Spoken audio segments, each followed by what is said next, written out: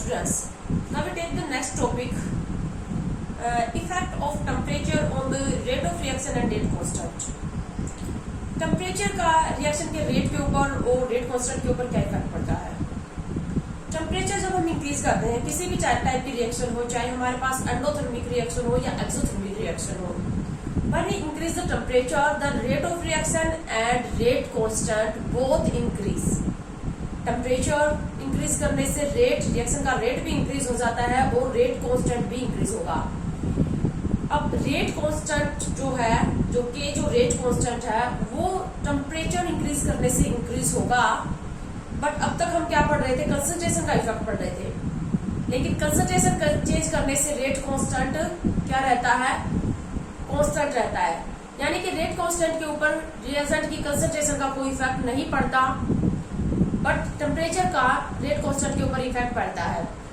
जब हम temperature increase करते हैं किसी भी रिएक्शन का तो रेट कांस्टेंट जो है वो भी इंक्रीज होगा, साथ में रेट ऑफ रिएक्शन भी इंक्रीज होगा।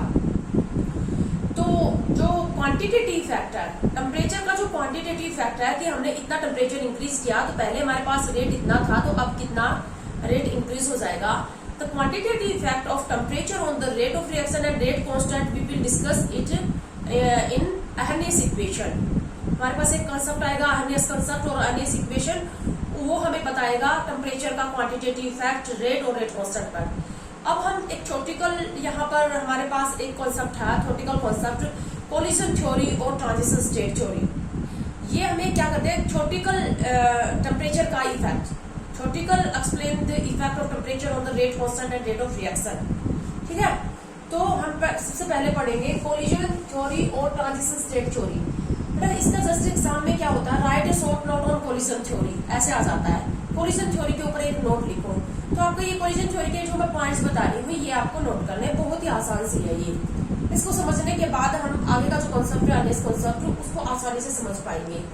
ठीक है, तो कोलिजन थ्योरी क्या कहती है, आपने gases state of matter 11th में पढ़ा है, जहां पर आपने काइनेटिक थ्योरी ऑफ गैसेस पढ़ी है। तो काइनेटिक थ्योरी ऑफ गैस क्या कहती है, जो गैस के मॉलिक्यूल जो होते हैं वो आपस में कोलिजन करते रहते हैं, कोलाइड करते रहते हैं, टकराते रहते हैं। According to this theory the reactant species collide to each other. Reactant species आपस में क्या करती है, कोलाइड करती है, एक दूसरे से टकराती है और टकराकर कोलिजन करके ही वो क्या करती है, प्रोडक्ट में कन्वर्ट होती है। तो पहला पॉइंट मैंने ये लिखा है, reactant molecules collide to convert into products. जैसे हमारे पास क्या है, A प्लस बी से प्रोडक्ट बनना है AB, ये रिएक्शन है। तो जो रिएक्टेंट स्पीसीज है A और B के जो मॉलिक्यूल वो आपस में क्या करेंगे, कोलाइड करेंगे और कोलाइड करके ही ये किसमें कन्वर्ट होंगे, प्रोडक्ट में। तो रिएक्टेंट मॉलिक्यूल आपस में कोलाइड करेंगे, एक दूसरे को टक्कर मारेंगे और टक्कर मार के ही वो क्या करेंगे, प्रोडक्ट में कन्वर्ट होंगे। नेक्स्ट पॉइंट है हमारे पास, अच्छा अब ये बताओ, अगर हम टेम्परेचर इंक्रीज कर देंगे तो काइनेटिक एनर्जी इंक्रीज हो जाएगी मॉलिक्यूल की। टेम्परेचर इंक्रीज कर देंगे, हम हीट एनर्जी दे देंगे या कोई भी अदर फॉर्म ऑफ एनर्जी दे देंगे तो काइनेटिक एनर्जी मॉलिक्यूल की इंक्रीज हो जाएगी। रिएक्टेंट मॉलिक्यूल की अगर काइनेटिक एनर्जी इंक्रीज होगी तो उनका कोलिजन भी इंक्रीज हो जाएगा, और कोलिजन इंक्रीज हो जाएगा तो ज्यादा मॉलिक्यूल कोलाइड करेंगे तो ज्यादा प्रोडक्ट बनेगा, यानी कि रिएक्शन का रेट इंक्रीज हो जाएगा और रेट कांस्टेंट भी इंक्रीज हो जाएगा। तो सेकंड पॉइंट मैंने यही लिखा है, when temperature increase collision increase and rate of reaction and rate constant also increase. क्या हो रहा है, अब जैसे हमारे पास जो हम रेट लॉ एक्सप्रेशन लिखते हैं, रेट लॉ में हम क्या लिखते हैं, rate is equal to K into concentration, ये लिखते हैं ना, और इसकी पावर n। तो रेट इंक्रीज हो रहा है तो रेट कांस्टेंट भी क्या हो जाएगा, इंक्रीज हो जाएगा। ठीक है, और उसके बाद थर्ड बात बहुत ही इंपॉर्टेंट है, all collision are not effective, only those collision will be effective which how. सारे कोलिजन इफेक्टिव नहीं होते। इसका क्या मतलब, अब टकराते तो पर सेकंड बिलियंस मॉलिक्यूल्स, जो रिएक्टेंट मॉलिक्यूल है वो आपस में कोलिजन करते हैं, बट ये जरूरी नहीं है कि जितने भी कोलिजन होंगे, जितने भी मॉलिक्यूल आपस में कोलाइड करेंगे सारे ही प्रोडक्ट में कन्वर्ट हो जाएंगे। सारे कोलिजन इफेक्टिव होने नहीं होते। इफेक्टिव कोलिजन का मतलब collision must convert into product. Effective collision का मतलब वो कोलिजन इफेक्टिव होगा जिससे कोलाइड करने से प्रोडक्ट बन सके। अंडरस्टैंड, सारे कोलिजन इफेक्टिव नहीं होते, टकराते तो बहुत सारे मॉलिक्यूल है पर सेकंड में, बट पर यूनिट वॉल्यूम के अंदर, पर सारे कोलिजन इफेक्टिव नहीं होते। सारे कोलिजन से टकराने से प्रोडक्ट नहीं बनता, सिर्फ वही कोलिजन इफेक्टिव होते हैं जो दो बातों को फॉलो करते हैं। सिर्फ वो कोलिजन इफेक्टिव होंगे विच हैव, फर्स्ट मैंने लिखा प्रॉपर ओरिएंटेशन। प्रॉपर ओरिएंटेशन, इसको मैं नेक्स्ट पेज पे समझाऊंगी आपको। प्रॉपर ओरिएंटेशन समझ लो क्या होता है। उसके बाद only those reactant molecule collide to form product which have energy equal to और ग्रेटर देन थ्रेशोल्ड एनर्जी। सिर्फ वही कोलिजन इफेक्टिव होंगे, वही कोलिजन प्रोडक्ट में कन्वर्ट होंगे रिएक्टेंट मॉलिक्यूल कोलाइड करके। एक तो क्या होना चाहिए, प्रॉपर ओरिएंटेशन, सिर्फ प्रॉपर ओरिएंटेशन होना चाहिए। दूसरा क्या है, वो रिएक्टेंट मॉलिक्यूल कोलाइड करके प्रोडक्ट में कन्वर्ट होंगे जिन रिएक्टेंट मॉलिक्यूल के पास एनर्जी या तो इक्वल होनी चाहिए या उससे ज्यादा होनी चाहिए, किससे, थ्रेशोल्ड एनर्जी से। हर रिएक्शन का एक एनर्जी बैरियर होता है, हर रिएक्शन की एक minimum amount of energy requirement होती है, हर रिएक्शन की एक मिनिमम एनर्जी रिक्वायरमेंट होती है। उस मिनिमम एनर्जी रिक्वायरमेंट को ही हम क्या बोलते हैं, थ्रेशोल्ड एनर्जी। जैसे कि आपके पास किसी भी इंस्टीट्यूट में एडमिशन लेने के लिए क्या होती है, एक मिनिमम परसेंटेज आपके पास होनी चाहिए, या एंट्रेंस को क्वालिफाई करने के लिए एक मिनिमम परसेंटाइल होनी चाहिए। तो थ्रेशोल्ड एनर्जी क्या होती है, इट इज द मिनिमम, मैं अगले पेज पे आपको समझाती हूँ। It is the minimum amount of energy which must required by the reactant species so that product formation take place. तो रिएक्टेंट्स, सारे रिएक्टेंट्स रूम टेम्परेचर के ऊपर सभी रिएक्टेंट स्पीसीज के पास इतनी एनर्जी नहीं होती। सभी रिएक्टेंट स्पीसीज, सभी रिएक्टेंट मॉलिक्यूल के पास एनर्जी थ्रेशोल्ड एनर्जी के इक्वल या उससे ज्यादा नहीं होती। जिन रिएक्टेंट मॉलिक्यूल के पास एनर्जी थ्रेशोल्ड एनर्जी के इक्वल या उससे ज्यादा होगी, सिर्फ उन्हीं रिएक्टेंट स्पीसीज का कोलिजन इफेक्टिव होगा, वही रिएक्टेंट मॉलिक्यूल या स्पीसीज कोलाइड करके प्रोडक्ट में कन्वर्ट होंगे। और प्रॉपर ओरिएंटेशन होना चाहिए। प्रॉपर ओरिएंटेशन का मतलब मॉलिक्यूल जो आपस में कोलाइड करते हैं, टकराते हैं, तो उनका क्या होता है, दो तरह का ओरिएंटेशन, एक प्रॉपर और एक इम्प्रॉपर। प्रॉपर वे में टकरा गए तो प्रोडक्ट बन जाएगा, इम्प्रॉपर टकराए तो प्रोडक्ट नहीं बनेगा। तो कोलिजन इफेक्टिव होने के लिए दो कंडीशन है, proper orientation and energy equal to और ग्रेटर देन थ्रेशोल्ड एनर्जी। ठीक है, प्रॉपर ओरिएंटेशन को मैं समझाती हूँ आपको। ओरिएंटेशन,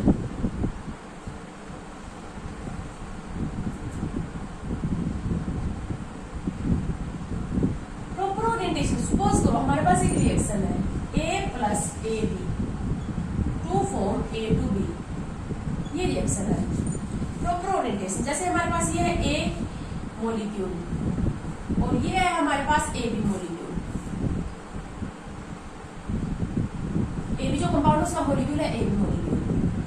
अब A के साथ A टकरा गया, A की तरफ, A की साइड अगर A आ गया तो A और A को ही जुड़ना है आपस में, है ना। तो ये हो जाएगा प्रॉपर ओरिएंटेशन, ये प्रॉपर ओरिएंटेशन है और इससे प्रोडक्ट बन जाएगा। अगर ऐसा हो जाता, यहाँ आ जाता B और यहाँ आ जाता A, तो यहाँ पर प्रॉपर ओरिएंटेशन नहीं हो पाता, क्योंकि जुड़ना तो A को है। तो ये ओरिएंटेशन क्या है, कैसा है, इम्प्रॉपर। इम्प्रॉपर ओरिएंटेशन है तो यहाँ प्रोडक्ट नहीं बनेगा। ठीक है, बस आपको ये बातें याद रखनी है। इसी तरह से एग्जाम्पल भी आप याद रख सकते हो, कोई और एग्जाम्पल भी याद रख सकते हो। प्रॉपर ओरिएंटेशन होना चाहिए। कोलाइड करेंगे ये आपस में, कोलाइड करते दौरान कोलिजन तो सारे ही करेंगे, पर सेकंड में पर यूनिट वॉल्यूम में बहुत सारा कोलिजन होते हैं, पर सारे कोलिजन ऐसा नहीं है कि सारे कोलाइड करेंगे प्रोडक्ट में ही कन्वर्ट हो जाएंगे। कोलिजन इफेक्टिव वही होते हैं, उन्हीं वही कोलिजन इफेक्टिव होते हैं, मतलब प्रोडक्ट में कन्वर्ट होते हैं, जो एक तो प्रॉपर ओरिएंटेशन होनी चाहिए, प्रॉपर वे में टकराए आपस में, जुड़ने वाले तो डिफरेंट मॉलिक्यूल्स के जुड़ने वाले जो पार्ट्स हैं वो एक दूसरे के साथ, एक दूसरे के मतलब आमने सामने होने चाहिए। तो ये है अंडरस्टैंड। दूसरा क्या बताया था मैंने, जिन रिएक्टेंट मॉलिक्यूल्स, अब क्या करते हैं हम, देखो हमारे पास क्या है, टेस्ट ट्यूब के अंदर हमने रिएक्शन, हमारी रिएक्शन चल रही है, तो वहां पर क्या होगा, कंपाउंड पड़ा है हमारे पास, रिएक्टेंट कंपाउंड पड़े हैं, तो हम वहां पर उनको हीट कर रहे हैं, एनर्जी दे रहे हैं, या वो सराउंडिंग से एनर्जी ले रहे हैं। तो सभी मॉलिक्यूल को सेम एनर्जी नहीं मिलती ना, सराउंडिंग से भी अगर वो एनर्जी अब्सॉर्ब करेंगे तो सेम, या फिर जैसे डिफरेंट जो मोशन होते हैं उनसे भी एनर्जी उनको मिलती रहती है, रोटेशन, मोशन, वाइब्रेशन, इस तरह से। ठीक है, लेकिन सभी मॉलिक्यूल की एनर्जी सेम नहीं होती, सभी मॉलिक्यूल की एनर्जी सेम नहीं होती। तो जिन रिएक्टेंट मॉलिक्यूल की एनर्जी उस रिएक्शन के लिए जो मिनिमम अमाउंट ऑफ एनर्जी, जो थ्रेशोल्ड एनर्जी है, उससे अगर इक्वल है या उससे ज्यादा है, वो तो कोलाइड करके क्या हो जाएंगे, प्रोडक्ट में कन्वर्ट हो जाएंगे। लेकिन जो जिनकी एनर्जी जो थ्रेशोल्ड एनर्जी से कम है, वो कोलाइड तो करेंगे, लेकिन उनका कोलिजन इफेक्टिव नहीं होगा, वो प्रोडक्ट में कन्वर्ट नहीं हो पाएंगे। ठीक है, तो अब क्या है, जैसे हम टेम्परेचर इंक्रीज करते हैं, टेम्परेचर हम अगर इंक्रीज करेंगे तो कोलिजन तो दोनों ही तरह के इंक्रीज होंगे ना, इफेक्टिव कोलिजन भी इंक्रीज होंगे, नंबर ऑफ कोलिजन इंक्रीज होंगे, नंबर ऑफ कोलिजन इंक्रीज होंगे तो इफेक्टिव कोलिजन भी इंक्रीज होंगे, नॉन इफेक्टिव और इफेक्टिव सारे ही इंक्रीज होंगे। तो इफेक्टिव कोलिजन इंक्रीज होंगे तो रेट ऑफ रिएक्शन और रेट कांस्टेंट भी क्या हो जाएगा, इंक्रीज हो जाएगा। तो हम ये कह सकते हैं टेम्परेचर इंक्रीज करेंगे तो number of collision, effective collision increase,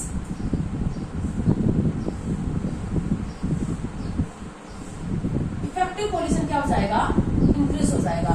अब इफेक्टिव कोलिजन इंक्रीज हो जाएगा तो रेट इंक्रीज और रेट कांस्टेंट भी इंक्रीज हो जाएगा। ठीक है, ये उसी में है, थर्ड पॉइंट का ही पार्ट है। मैं आपको बता रही थी थ्रेशोल्ड एनर्जी। थ्रेशोल्ड एनर्जी क्या होती है, थ्रेशोल्ड एनर्जी की डेफिनेशन लिख लो। थ्रेशोल्ड एनर्जी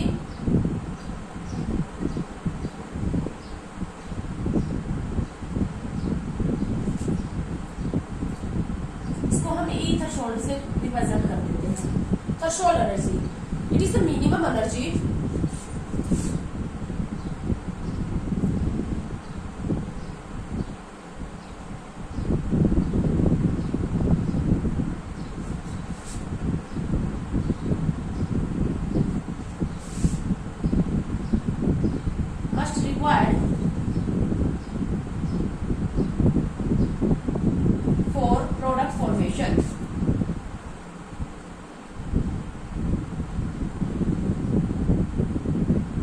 रिएक्शन की ये अलग अलग वैल्यू होती है, हर रिएक्शन की एक पर्टिकुलर थ्रेशोल्ड एनर्जी होती है।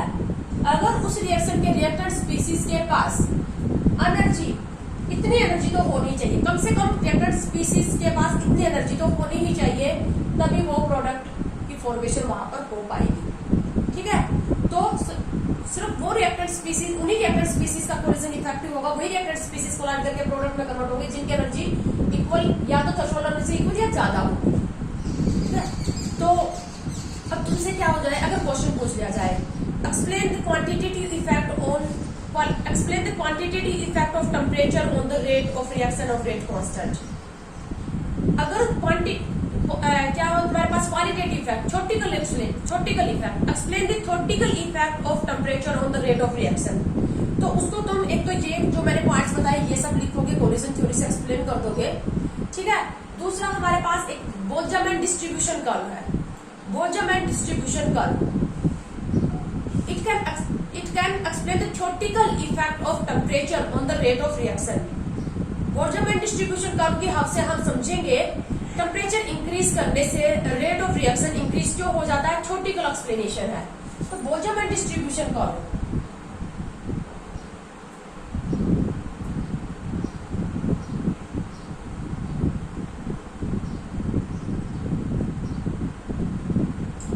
आपने पहले भी देखा होगा, Boltzmann distribution curve fifth state of matter में। तो यहाँ पर हम जो कर्व लेंगे बोल्ट्जमैन डिस्ट्रीब्यूशन कर्व, ये कर्व लेंगे fraction of molecule versus energy, fraction of molecule versus energy किसी भी टी टेम्परेचर के ऊपर, किसी भी टी टेम्परेचर के ऊपर ये कर्व है इस टाइप का। जैसे इस टेम्परेचर को हमने नाम दे दिया T1 केल्विन में, T1 केल्विन।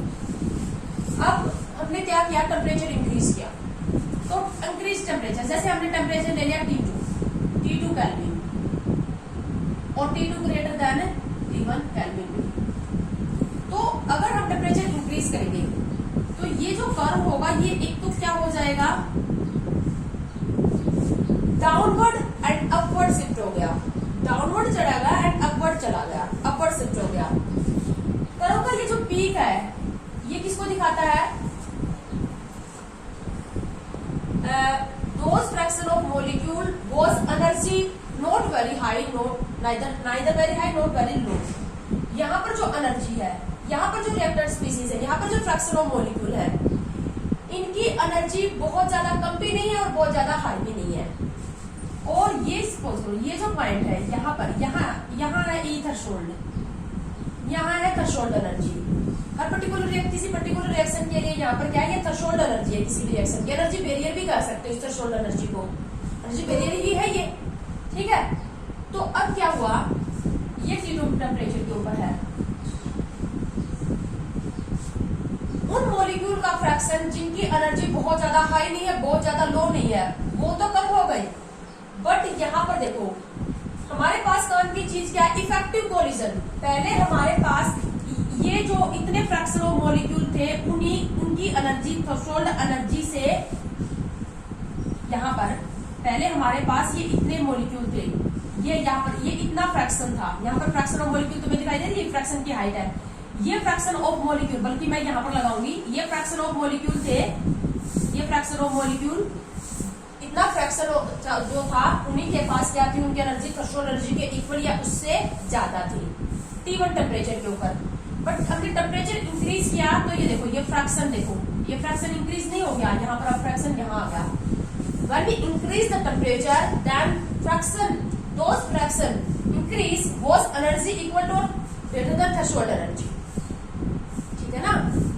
क्या हुआ, टेम्परेचर इंक्रीज करने से ऐसे मॉलिक्यूल का फ्रैक्शन बढ़ गया, ऐसे मॉलिक्यूल का फ्रैक्शन बढ़ गया जिनकी एनर्जी थ्रेशोल्ड एनर्जी के इक्वल या उससे ज्यादा है। मैं दोबारा से ड्रॉ कर रही हूँ एक बार, इसको थोड़ा रफ हो गया ये,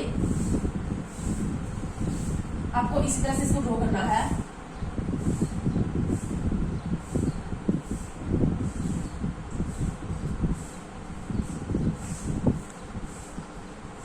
बेटा पहले इतने मॉलिक्यूल, यहाँ पर सिर्फ ये फ्रैक्शन था, इन्हीं फ्रैक्शन ऑफ मॉलिक्यूल का क्या था, कोलिजन इफेक्टिव था। अब इतना फ्रैक्शन हो गया, तो आप ये ड्रॉ करोगे। थ्योरेटिकल अगर एक्सप्लेनेशन आ जाती है, explain theoretical effect of temperature on the rate of reaction and rate constant, Boltzmann distribution का, when we increase the temperature then fraction of molecule, that such fraction of molecule increase was energy greater than और equal to threshold. ये threshold की line है, यहाँ पर है threshold, तो वो फ्रैक्शन इंक्रीज हो गया, ठीक है। उसके बाद हम कुछ छोटी छोटी टर्म्स पढ़ेंगे जो कि हमारे पास आगे इस कंसेप्ट को समझने के लिए हमारी हेल्प करेंगे। तो थ्योरेटिकल एक्सप्लेनेशन में आप इतना ही लिखोगे, या फिर आपको जैसे कोलिजन थ्योरी को एक्सप्लेन करना जाए तो उसमें भी यही लिखोगे। अब जैसे मैंने आपको थ्रेशोल्ड एनर्जी समझाई, इसी तरह से क्या होती है, एक्टिवेशन एनर्जी होती है, एक्टिवेशन एनर्जी। तो एक्टिवेशन एनर्जी क्या होती है, इसके नाम से पता चल रहा है, एक्टिवेशन एनर्जी। इसको हम E से रिप्रेजेंट कर देते हैं, एक्टिवेशन एनर्जी। रूम टेम्परेचर के ऊपर जो रिएक्टेंट मॉलिक्यूल होते हैं, बहुत कम रिएक्टेंट मॉलिक्यूल की एनर्जी थ्रेशोल्ड एनर्जी के इक्वल या उससे ज्यादा होती है। इसका मतलब रूम टेम्परेचर के ऊपर बहुत कम मॉलिक्यूल ही प्रोडक्ट में कन्वर्ट हो पाएंगे। इसीलिए ज्यादातर हम क्या करते हैं, एनर्जी प्रोवाइड कर देते हैं, या तो हम हीट करते हैं।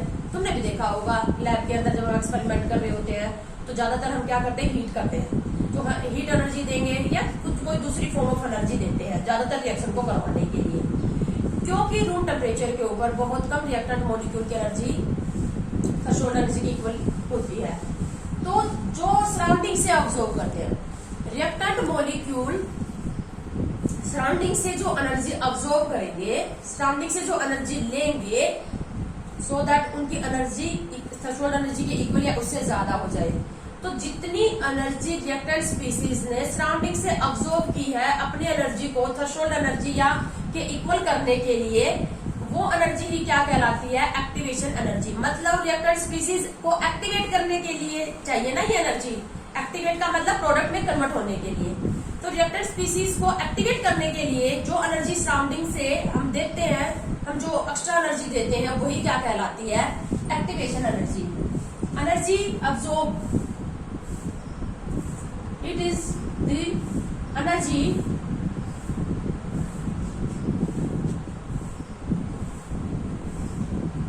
absorbed by reactant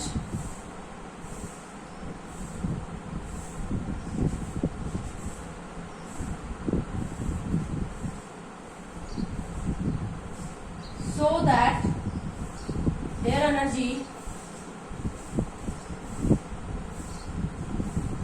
equal or greater than threshold energy. Reactant species को अपनी एनर्जी थ्रेशोल्ड एनर्जी के इक्वल ग्रेटर करने के लिए जो एनर्जी सराउंडिंग से अब्जॉर्ब करते हैं, वो सराउंडिंग से अब्जॉर्ब की गई एनर्जी ही क्या कहलाती है? Activation energy. और ये एनर्जी जनरली हम किसी फॉर्म में देते हैं? हीट के फॉर्म में। हम हीट करते हैं, टेम्परेचर इंक्रीज हो जाएगा। तो इस तरह से टेम्परेचर इंक्रीज करने से रेट क्यों बढ़ जाता है? टेम्परेचर इंक्रीज करने से क्या हो जाती है? मॉलिक्यूल को एक्टिवेशन एनर्जी मिल जाती है और उनकी एनर्जी थ्रेशोल्ड से ज्यादा हो जाती है और वो उनका कोलिजन इफेक्टिव हो जाता है। तो सारा किसके अंदर आ रहा है? टेम्परेचर का रिएक्शन के रेट के ऊपर इफेक्ट। ये थ्योरेटिकल एक्सप्लेनेशन। अब हम एक कर्व ले रहे हैं यहाँ पर, एक्टिवेशन एनर्जी, थ्रेशोल्ड एनर्जी और इनके बीच में क्या रिलेशनशिप है डायरेक्ट एंथैल्पी ऑफ रिएक्शन के बीच में। सपोज ये जो कर्व है ये हमारे पास क्या है? Energy versus progress of reaction है।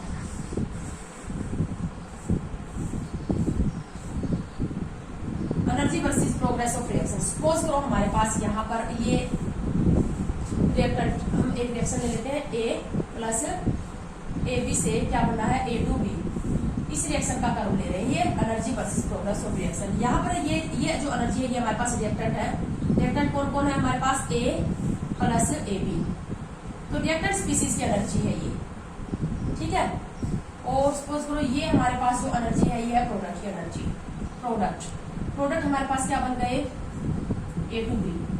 तो ये जो एनर्जी है ये एनर्जी किसकी है? प्रोडक्ट की। और ये एनर्जी किसकी है? रिएक्टेंट की, ठीक है। और ये जो पीक है ये है एनर्जी बैरियर, थ्रेशोल्ड एनर्जी। ये किसको रिप्रेजेंट कर रही है? पीक ई थ्रेशोल्ड एनर्जी को। एक एनर्जी बैरियर है, इस एनर्जी बैरियर को इन रिएक्टेंट स्पीसीज को क्रॉस करना ही पड़ेगा इस प्रोडक्ट में जाने के लिए, ठीक है। तो फिलहाल रिएक्टेंट स्पीसीज के पास रूम टेम्परेचर पर जो एनर्जी है वो है इतनी, लेकिन इनको अपनी एनर्जी किसके इक्वल करनी है? इसके इक्वल करनी है।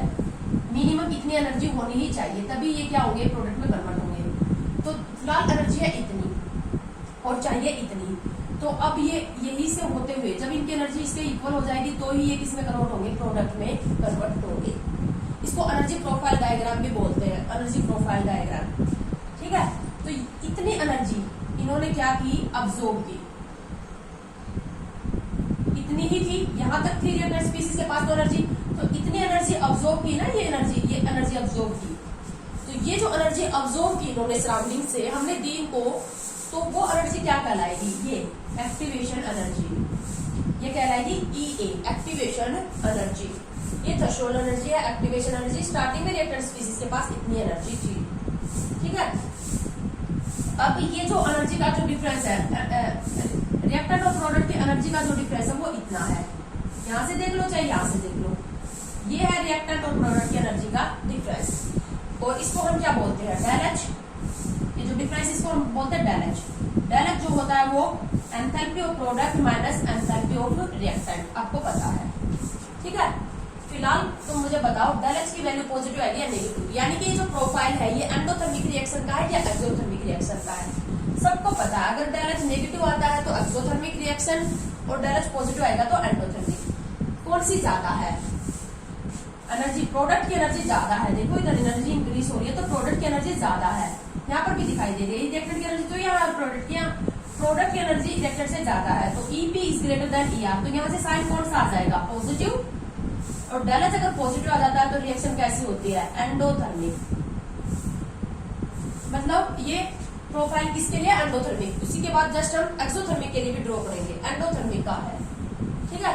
अच्छा एक बात और, ये जो रिएक्शन है ये तो फॉरवर्ड रिएक्शन है। मैं इसको कहूंगी ये तो फॉरवर्ड रिएक्शन और ये है backward.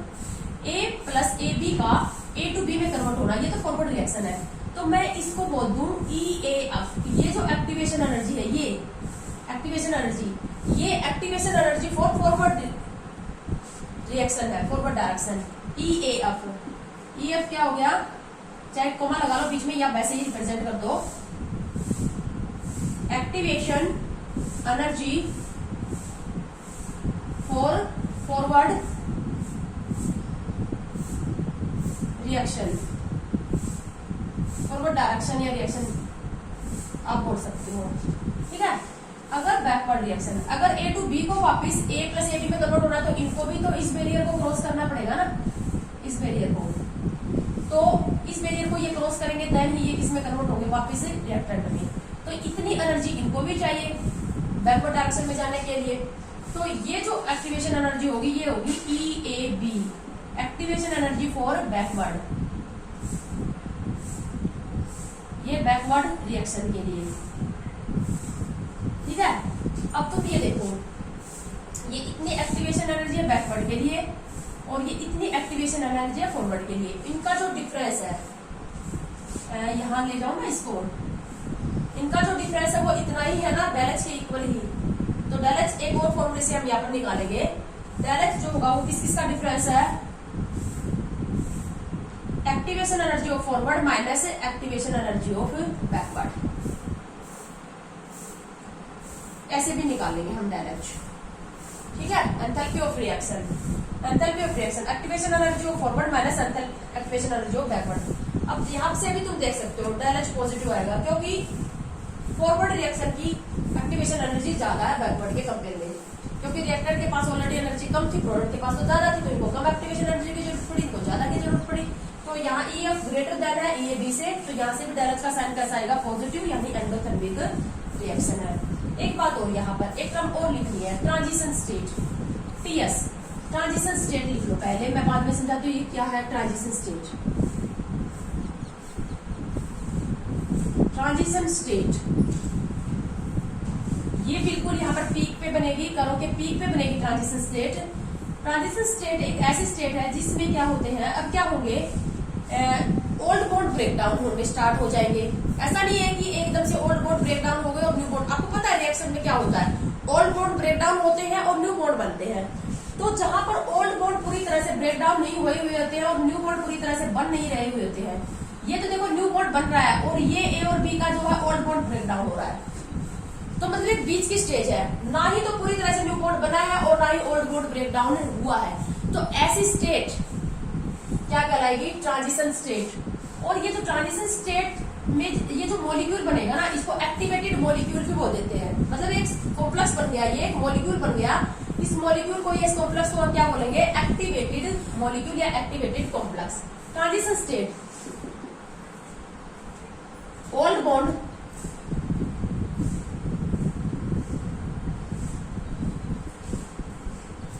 neither old bond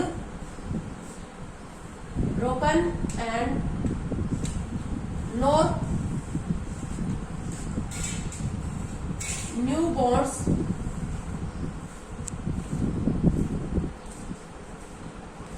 forms completely, ठीक है। क्या होगा, neither old bond broken not new bond form completely, बीच की स्टेज होगी, नए बॉन्ड अभी टूटे नहीं है और नए बॉन्ड बने नहीं और पुराने बॉन्ड पूरी तरह से ब्रेकडाउन नहीं हुए हैं, ये होगी ट्रांजिशन स्टेज। और यहाँ पर इस ट्रांजिशन स्टेट में ये जो सिचुएशन आएगी, ये जो कॉम्प्लेक्स बनेगा या जो मॉलिक्यूल बनेगा, इस कॉम्प्लेक्स को हम बोलते हैं, ये जो कॉम्प्लेक्स और जो मॉलिक्यूल बनता है इसको हम बोलते हैं एक्टिवेटेड कॉम्प्लेक्स, एक्टिवेटेड कॉम्प्लेक्स और मॉलिक्यूल, एक्टिवेटेड मॉलिक्यूल। ये जो एक्टिवेटेड कॉम्प्लेक्स और एक्टिवेटेड जो मॉलिक्यूल बनता है ट्रांजिशन स्टेट पे, ये बहुत ज्यादा हाईली अनस्टेबल होता है, it is highly unstable, highly unstable, highly unstable होता है। तो बहुत शॉर्ट लाइव्ड होता है, शॉर्ट लाइव्ड, बहुत ही कम लाइफ होती है, शॉर्ट लाइव्ड होता है, मतलब ये समझ लो कि बनेगा बाद में, पहले तो क्या हो जाएगा, प्रोडक्ट में कन्वर्ट हो जाएगा। बहुत ही शॉर्ट लाइव्ड होगा, जितना अनस्टेबल होगा उतना ही क्या होगा, उसकी लाइफ कम होगी। Short lived and can't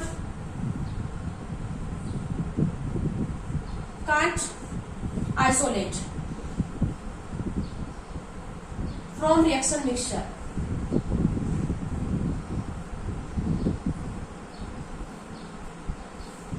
reaction mixture से हम इसको बाहर नहीं निकाल सकते, सेपरेट नहीं कर सकते। एक इंटरमीडिएट होता है, इंटरमीडिएट भी अनस्टेबल होता है, शॉर्ट लाइव्ड होता है, बट इंटरमीडिएट इस एक्टिवेटेड कॉम्प्लेक्स से ज्यादा स्टेबल होता है। इंटरमीडिएट को हम मतलब उसकी लाइफ थोड़ी ज्यादा होती है तो उसको हम रिएक्शन मिक्सचर से बाहर भी निकाल सकते हैं, उसकी हम पिक्चर देख सकते हैं, उसका हम स्ट्रक्चर देख सकते हैं, उसकी हम स्टडी कर सकते हैं। बट जो टीएस होती है वो इतनी शॉर्ट लाइफ होती है कि उसको हम रिएक्शन मिक्सचर से बाहर ही नहीं निकाल सकते, ना ही हम इसका कोई स्ट्रक्चर वगैरह देख सकते हैं।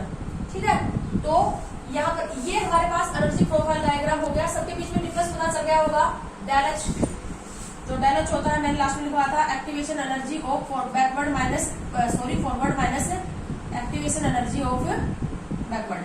अब आपको क्या काम करना है, ये तो मैंने एनर्जी प्रोफाइल डायग्राम ड्रॉ करवा था किसका, एंडोथर्मिक रिएक्शन का।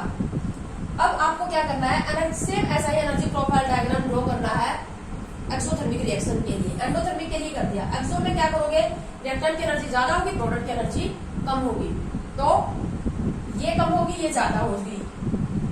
Enthalpy of reactant is greater than enthalpy of product, तो डेल एच कैसा आ जाएगा, नेगेटिव। वो आपको सब ड्रॉ करना है। तो बेटा आज की वीडियो में हम इतना ही लेंगे, नेक्स्ट कॉन्सेप्ट में हम पढ़ेंगे नेक्स्ट वीडियो के अंदर आईपीएस कॉन्सेप्ट।